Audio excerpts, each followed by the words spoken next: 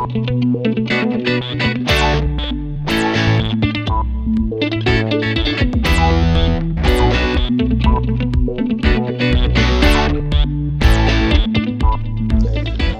everybody, welcome to another video. On this video I thought I'd show you how I make my ferrocerium rods. I buy the blanks obviously for the ferrocerium rod bit. Now usually I use deer antler, but I found this log in the woods last time I was there. It's well seasoned. I'd love to be able to tell you what tree it's actually off, but I don't know. So yeah, it's basically we want that in there and a usable kind of handle. So we'll make the handle bit out of this piece of wood. So the first thing I need to do is chop it down, you know, get a rough size. Then I'm going to use the axe, the new one, and whittle it down a little bit more with the axe.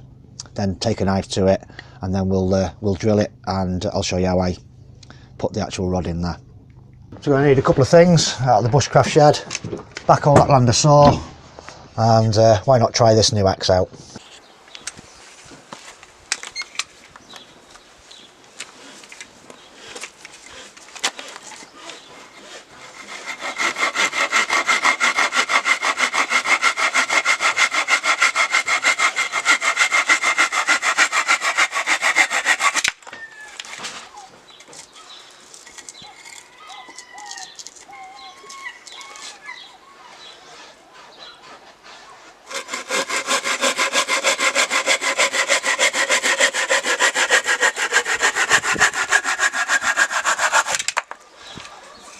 So I've cut the wood blank down for the handle, nice and flat, so it just allows me to have a good flat surface to start now with the axe to get it to kind of a rough size.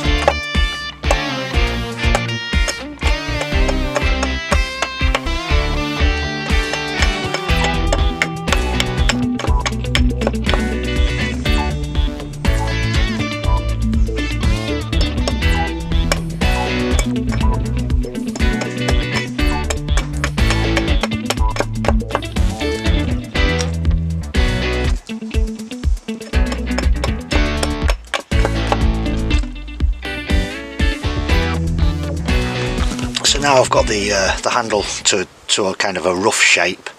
So next what I need to do is make a pilot hole in the handle. Now as a general rule I would usually put this in a vise, but I haven't got I've got a vise but I've not got a bench to put it on, so I'm just going to do it a bit gingerly today.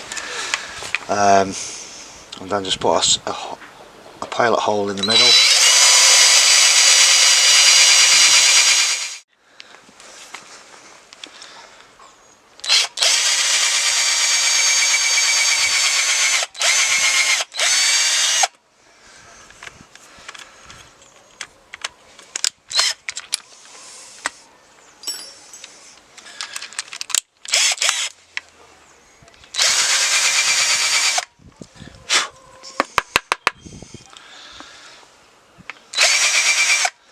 And just using a countersinker, it will help the rod go in there a little bit better.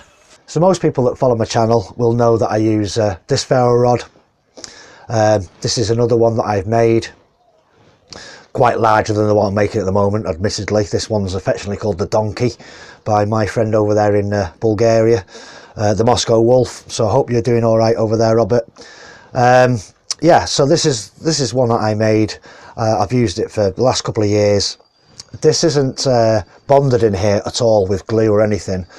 What I did with this one was I made a large hole to accept the ferro rod, then I went a little bit smaller, a little bit smaller, a little bit smaller, and then just banged it home with the axe head, and it's remained there ever since. So for deer antler, I wouldn't recommend bonding it, but for the one that I'm making, the new wooden one, I'm actually going to use a bonding agent or a 2-part epoxy resin.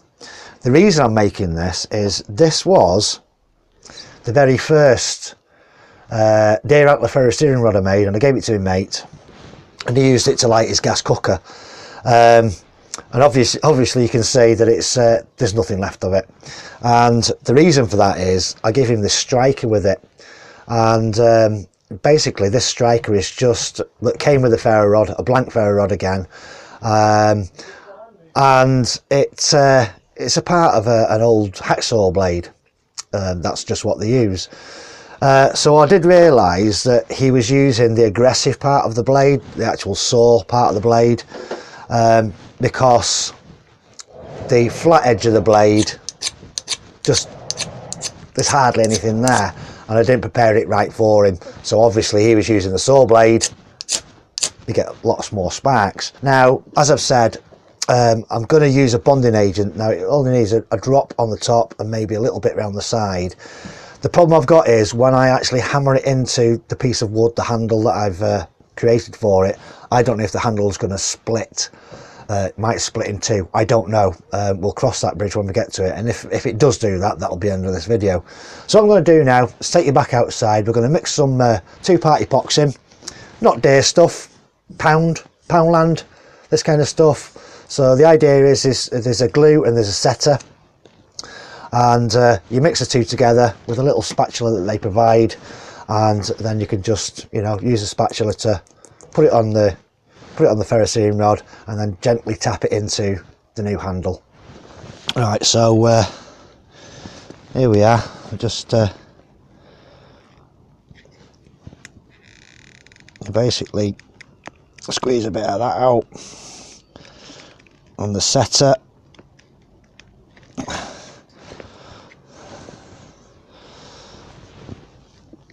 and then mix it in with the spatula.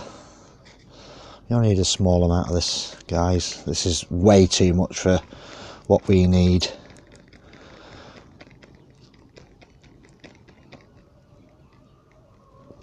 Now I've prepared the ferrocerium rod. I've basically taken the blackening off, which is a protector, so I just put a blob on the end there, a little bit round there. I hope this is all in focus because I've only got one shot at this. And then what I'm going to do is offer that up and then just tap it in using a different axe, just to tap it home. So maybe we can cut the handle down a little bit shorter. When it's set, usually it takes about 12 to 24 hours to set, but I think we'll be all right.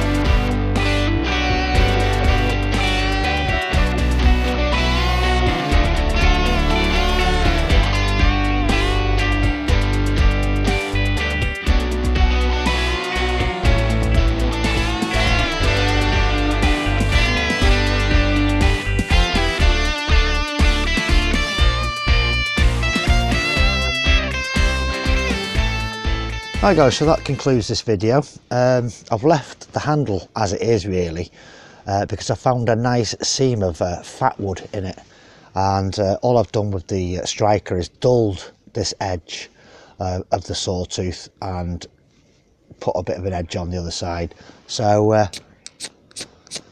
it works. Like I say, it was just a replacement for this one. It's not huge, it's not, you know, it's not a massive one, it is for household use. But yeah, just whiled away a few hours, you know, in the bushcraft shed and all that kind of thing, and I brought you along for the journey. So I hope you've liked this video. Please give me thumbs up, thumbs down, leave some comments as usual.